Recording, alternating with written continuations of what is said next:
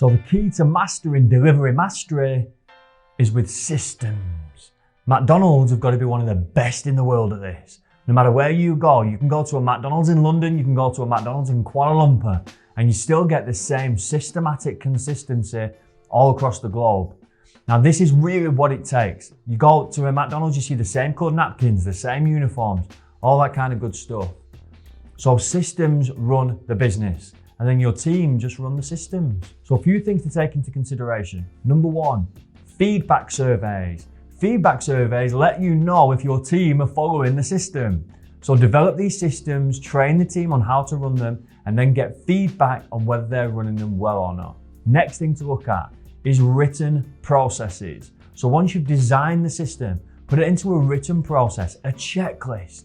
A checklist is so easy to follow so that everyone in the business has the same method, the same way of doing it. And that means if John is your top performer, everyone can perform at the same level as John if they just follow the checklist. Who writes the systems? As the business owner, it's not you. Whoever's best at the system writes the system.